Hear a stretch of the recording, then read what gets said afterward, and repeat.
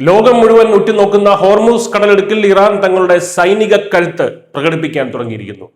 അമേരിക്കയുമായുള്ള വാക്പോര് മുറുകുന്നതിനിടയിലാണ് ഇറാന്റെ revolutionary guards ഇവിടെ അപ്രതീക്ഷിത സൈനികാഭ്യാസം ആരംഭിച്ചിരിക്കുന്നത്. സ്മാർട്ട് കൺട്രോൾ അഥവാ തന്ത്രപരമായ നിയന്ത്രണം എന്ന് പേരിട്ടിരിക്കുന്ന ഈ അഭ്യാസ പ്രകടനത്തിൽ ഇറാന്റെ നാവികസേനയാണ് ഇപ്പോൾ മുന്നിട്ടിറങ്ങിയിരിക്കുന്നത്. മേജർ ജനറൽ മുഹമ്മദ് പക്കൂറിന്റെ നേതൃത്വത്തിൽ ഏത് അടിയന്തര സാഹചര്യത്തെയും നേരിടാനുള്ള സന്നദ്ധത പരിശോധിക്കുകയാണ് ഇതിലൂടെ ലക്ഷ്യമിടുന്നത്. സുരക്ഷാ പദ്ധതികൾ അവലോകനം ചെയ്യാനും തിരിച്ചടികൾക്കുള്ള പ്ലാനുകൾ തയ്യാറാക്കാനും ഇറാൻ ഈ അവസരം ഉപയോഗിക്കുന്നുണ്ട്. അമേരിക്കയുമായിട്ടുള്ള ആണവ കരാർ ചർച്ചകൾ വഴിമുട്ടി നിൽക്കുന്നതാണ് പെട്ടെന്നുള്ള ഈ ഒരു പ്രകോപനത്തിന് അല്ലെങ്കിൽ ഇതിനുള്ള തയ്യാറെടുപ്പിനുള്ള കാരണം. കരാറിൽ എത്തിയില്ലെങ്കിൽ ഫലം അതിഭീകരമായിരിക്കുമെന്ന് അമേരിക്കൻ പ്രസിഡന്റ് ഡൊണാൾഡ് ട്രംപ് മുന്നറിയിപ്പ് നൽകിയിരുന്നു.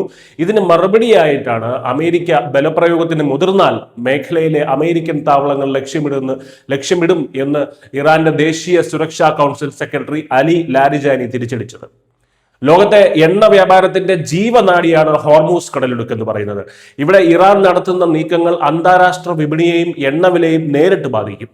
യുദ്ധം ആഗ്രഹിക്കുന്നില്ല, എന്നാൽ അമേരിക്ക ബലപ്രയോഗം നടത്തിയാൽ ശക്തമായി തിരിച്ചടിക്കുമെന്ന ഇറാന്റെ നിലപാടും ഇറാനുമായുള്ള ഒരു കരാർ ബുദ്ധിമുട്ടേറിയതാണ് എന്ന US സ്റ്റേറ്റ് സെക്രട്ടറി മാർക്കോ റൂബിയോയുടെ വാക്കുകളും, അതായത് ഇറാനുമായുള്ള യുദ്ധം ആണ് അതിലും എളുപ്പം എന്ന മട്ടിലുള്ള വാക്കുകളും സ്ഥിതിഗതികൾ കൂടുതൽ സങ്കീർണമാക്കിക്കൊണ്ടിരിക്കുകയാണ്. ചുരുക്കത്തിൽ ഇരു രാജ്യങ്ങളും വിട്ടുവീഴ്ചയ്ക്ക് തയ്യാറാകാത്ത ഈ സാഹചര്യത്തിൽ ഹോർമൂസിലെ ചെറിയൊരു പിഴവ് പോലും വലിയൊരു യുദ്ധത്തിലേക്ക് നയിച്ചേക്കാം എന്നുള്ള കാര്യമാണ് ഇവിടെ അത്യന്തം ശ്രദ്ധിക്കേണ്ടത്.